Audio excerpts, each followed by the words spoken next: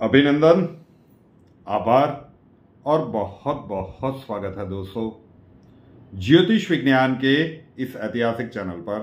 और मैं हूं आप सबका एस्ट्रो दोस्त रूपेन आर शाह। आज महाशिवरात्रि का पावन पर्व है, आप सभी को हार्दिक बधाई। और आज महाशिवरात्रि के पावन पर्व पर ही ये वीडियो शूट हो रहा है और संध्या समय के आसपास ये वीडियो आपको मिल भी जाएगा। मैन वर्सेस मशीन, मानव विरुद्ध यंत्र, सबसे बड़ी भविष्यवाणी। अब ये क्या है? महाशिवरात्रि के पावन पर्व के दिन के लिए ये प्रिडिक्शन हमने संजो के रखी है।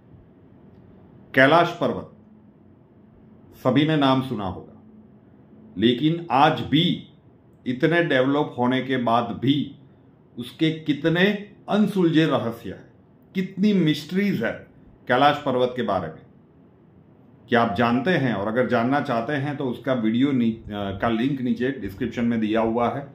फ्रेया ने, बच्ची ने आज सुबह ही अपलोड किया है। और जब पहली बार उसने मुझे कंटेंट दिखाया था तो कुछ बातें तो मेरे लिए भी आई वॉज टोटली अनअवेयर कि ऐसा भी था। बहुत सारी चीज़ें कैलाश पर्वत के बारे में वहाँ पे लिखी गई है। बहुत सारे लोग कहेंगे कि आपने तो मैन वर्सेस मशीन की बात की, इसमें कैलाश पर्वत कहाँ पे आ गया? नहीं, ये वहीं से सब कुछ शुरू हो रहा है और आज उसी के बारे में बात करेंगे। हर एक बात को कंटिन्यूटी में हम संजो के रखते हैं। सबसे पहले ये वीडियो देखिए जो चीन से आया है, 2-3 दिन पहले का है, वायरल है, शायद आप तक अभी तक पहुंच चुका होगा कि चीन में एक एग्जीबिशन चल रहा था और एआई रोबोट वहां पे डिस्प्ले में था, पब्लिक के बीच में था। और एआई रोबोट, आर्टिफिशियल इंटेलिजेंस का वो रोबोट अचानक से गुस्सा हो गया और जो लोग वहां पे खड़े थे मुक्का मारने के लिए दौड़ा। और कहा जाता है कि एक आध को लगी भी है, थोड़ी बहुत इंजरी भी हुई। ये वीडियो सबसे पहले देखिए, उसके बाद बात समझ में आएगी।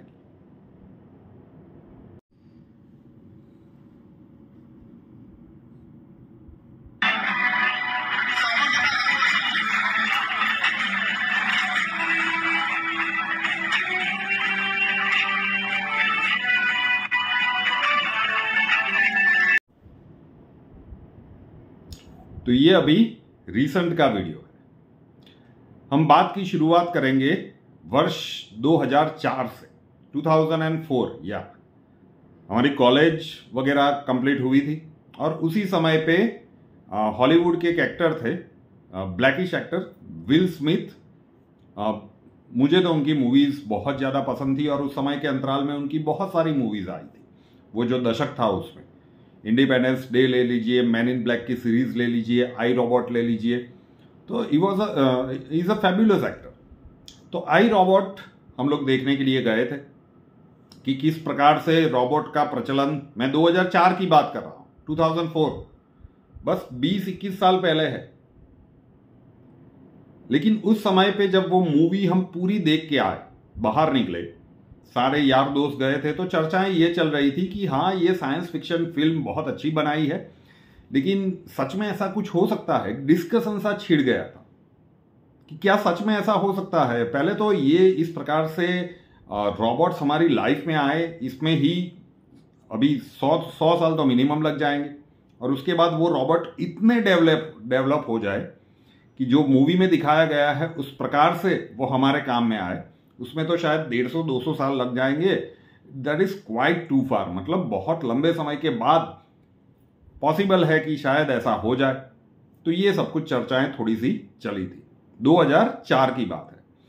2025 आते आते एआई रोबोट का जन्म हो चुका है, उसका डेमो दिया जा रहा है। आर्टिफिशियल इंटेलिजेंस किस प्रकार से ह्यूमन जॉब्स को खा रहा है सबके सामने है। अब ये अगर रोबोट ये काम करने लगे जो ह्यूमंस कर रहे हैं, तो फिर ह्यूमन की जरूरत क्या रहेगी? और जो वीडियो भी अभी आपने देखा, ये उसके सॉफ्टवेयर में नहीं था ना, लेकिन फिर भी वो एग्रेसिव हो गया, उसने मारने की कोशिश की और वहां के जो ऑर्गेनाइजर से वो बता रहा था कि माल फंक्शन हो गया। मतलब कुछ एरर आ गई, वो जो भी हुआ, लेकिन हुआ तो सही जो 2004 की इस मूवी में बताया गया था कि सारे रोबोट इकट्ठे होके ह्यूमंस के विरुद्ध हो जाते हैं, ह्यूमंस को गुलाम बनाने की कोशिश में लग जाते हैं। वो मूवी थी, एक साइंस फिक्शन मूवी थी, लेकिन उसकी शुरुआत कहीं ना कहीं दिख रही है एक एग्जाम्पल से। अब शुरुआत में हमने जो बात की थी कैलाश पर्वत की, वो वीडियो जरूर से देखिएगा जो नीचे लिंक में दिया हुआ है। पूरी तरह से बच्ची ने एक्सप्लेन किया है कि क्या कितने लोग वहां पे उसके रहस्य को समझने के लिए गए। हम दिसंबर 2024 से ब्रह्मांडीय ऊर्जा की बात हर वीडियो में कर रहे हैं, आज भी करेंगे। क्यों कह रहे हैं कि भाई ब्रह्मांडीय ऊर्जा का उपयोग सीख लीजिए, अब जरूरी बनने वाला है। वो ब्रह्मांडीय ऊर्जा का जो केंद्र बिंदु है, जहां से वो जनरेट होती है, जो हमारे प्राचीनतम शास्त्रों में लिखा हुआ है। विज्ञान आज भी कैलाश पर्वत की ऊर्जा को नहीं मानता, उनको लगता है कि ये सब कुछ कोइंसिडेंटली हो रहा है।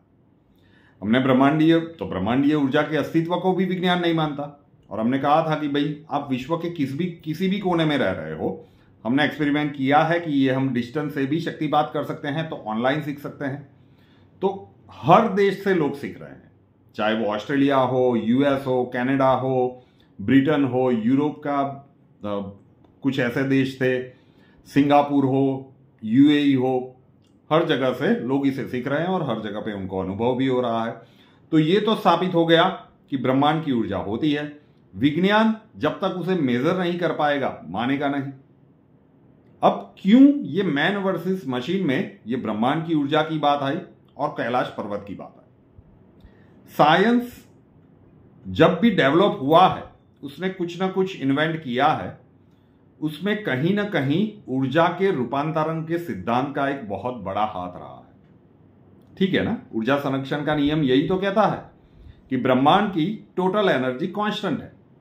ऊर्जा को उत्पन्न नहीं किया जा सकता, ऊर्जा का नाश नहीं किया जा सकता, ऊर्जा का एक स्वरूप से दूसरे स्वरूप में रूपांतरण किया जा सकता है। ये जो इंग्लिश में हम लोग पढ़े, उसका हमने हिंदी रूपांतर करने की कोशिश की। तो ये जो ऊर्जा का केंद्र बिंदु है वो कैलाश पर्वत है। और क्यों आज तक टिल टुडे कोई ह्यूमन बींग्स उसकी अजय चोटी तक नहीं पहुंच पाया? क्यों चीन ने उस पर्वत को चढ़ने के लिए मनाई, रिस्ट्रिक्टेड, कोई नहीं जा सकता? ऐसा क्या है? वो क्या एनर्जी का सोर्स है? वो एनर्जी जब भी ट्रांसफॉर्म होती है, एक एक शब्द को ध्यान से सुनिएगा, वो एनर्जी जब भी ट्रांसफॉर्म होती है, मतलब एक स्वरूप से दूसरे स्वरूप में जब भी रूपांतरित होती है। अब इसका कोई प्रूफ नहीं है साइंटिफिक, लेकिन जब भी होती है तब विज्ञान में कुछ नया आविष्कार होता है। मैं एग्जांपल दे सकता हूं। पहले वो डायल वाले फोन थे, ठीक, अब सेलफोन आ गए हैं। तो क्या रेडियो वेव्स पहले नहीं थे, उसके बाद जनरेट हुए? जी बिल्कुल नहीं, वो पहले भी थे, लेकिन पहले उसका उपयोग करना हमें नहीं आता था। अब सैटेलाइट फोन भी आ गए हैं, तो क्या वो पहले चीजें अस्तित्व में नहीं थी? वो सारी चीजें थी, लेकिन ह्यूमंस को उसका उपयोग करना नहीं आ रहा था। ब्रह्मांड एनर्जी इन सबसे परे है। उसके एनर्जी वेव्स इसलिए कह रहे हैं कि सर्वत्र है, आप कहीं पे भी उसका यूज कर सकते हो। तो जब भी कैलाश पर्वत का ऊर्जा का वो क्षेत्र परिवर्तित होता है, थोड़ा सा परिवर्तित होता है, विज्ञान में कुछ नए आविष्कार होते हैं। अब आप इसके ऊपर विरोध जता सकते हैं कि आप ये किस आधार पे कह रहे हैं। चलिए अभी के लिए मान लीजिए कि ये कुछ होता है और उसके कारण अभी एआई रोबोट का जन्म हुआ है। ये जो 2004 की मूवी में हम लोग डिस्कस कर रहे थे कि ये वर्षों लगेंगे, ये तो कुछ ही वर्षों में हो गया। 21 वर्षों में वो इंसिडेंट के वीडियो अभी हमने देखा कि भाई ये एग्रेसिव भी हो सकता है। ह्यूमंस ने बना लिया और ये एग्रेसिव हो सकता है ह्यूमंस के विरुद्ध, मतलब इसके अंदर फीलिंग्स भी है, तो ये क्या कुछ नहीं कर सकता आगे चल के। तो जब ये ब्रह्मांड की एनर्जी, कैलाश पर्वत की एनर्जी, जब युग परिवर्तन का ये दशक 2029 तक, अभी बहुत सारा इन्वेंशन एआई के बारे में होना है। 2029-30 तक आप देखेंगे कि ये एआई ने कमाल कर दिया, लेकिन जो असली परेशानी है वो उसके बाद शुरू होगी, जो हमने लगभग 1-1.5 वर्ष पहले प्रिडिक्शन की थी। अब वो वीडियो मैं ढूंढ रहा हूं, मेरी टीम को बोला है, और अगर वो मिल जाता है मैं आपको बताऊंगा। आगे चल के ये मैन वर्सेस मशीन की नेक्स्ट डिकेड में मैन वर्सेस मशीन का एक बहुत बड़ा संग्राम होने वाला है। अभी तो हर कोई लगे हैं एक दूसरे को काटने में, अपनी इकोनॉमी को मस्त करने में, दुनिया जाए भाड़ में, अपना देश मजबूत होना चाहिए। अभी तो महामारी का समय हम देखने वाले हैं, तो बहुत सारी चीजें ऐसी होंगी, आप मानो या ना मानो। जब मैं इसलिए बार बार कह रहा हूं कि कैलाश पर्वत का वो वीडियो देख लीजिए जो नीचे डिस्क्रिप्शन में, इस वीडियो के बाद देखिएगा तो आपका बिलीफ होने लगेगा कि यार ये सच में है। और ये हम कह रहे हैं इसलिए मत मानिए, ये जो दुनिया के बड़े बड़े साइंटिस्ट थे उन लोगों के कथन है विद प्रूफ्स कि उन्होंने कहां कहां पे क्या क्या कहा था कैलाश पर्वत के बारे में, कि ये मतलब इसकी मिस्ट्री कभी आज तक सॉल्व नहीं हो पाई। तो जब ये ऊर्जा का ट्रांसफॉर्मेशन होगा, एआई अपनी चरम सीमा पर पहुंचेगा, एक दिन ऐसा आने वाला है नेक्स्ट डिकेड में जब एआई दुनिया के न्यूक्लियर वेपन्स के ऊपर अपना कंट्रोल कर लेगा। बात की गंभीरता को समझिएगा, एआई का कंट्रोल दुनिया के किसी भी देश में हो, क्योंकि हर जगह पे वो यूज हो रहा होगे रोबोट्स वगैरह, तो उसका कंट्रोल न्यूक्लियर वेपन्स के ऊपर हो जाएगा। ह्यूमंस कभी भी थ्रेटनिंग करते रहेंगे कि भाई देख लेना मेरे पास इतने न्यूक्लियर बॉम्ब है, मारूंगा है, लेकिन कोई मारेगा नहीं, क्योंकि हिरोशिमा और नागासाकी के वो दृश्य आज भी मानव भूले नहीं है। लेकिन सोचिए जरा कि अगर एआई डोमिनेंस कर लेता है, एआई का कंट्रोल हो जाता है आने वाले समय में न्यूक्लियर वेपन्स के ऊपर, अलग अलग देशों के ऊपर, फिर क्या नहीं हो सकता। दुनिया के ऊपर कितना बड़ा संकट है। और ये भी कैलाश पर्वत की एनर्जी जब चेंज होगी, तब जो अभी कंस्ट्रक्टिव रूप में एआई के ये रोबोट्स आ रहे हैं, ये उसके बाद जब चेंज आएगा तभी ये डिस्ट्रक्टिव फॉर्म में भी क्रिएट होंगे अपने आप। इसलिए मैंने शुरू में कहा ना कि भाई जब भी वो एनर्जी चेंज होती है, विज्ञान में कुछ ना कुछ आविष्कार होता है।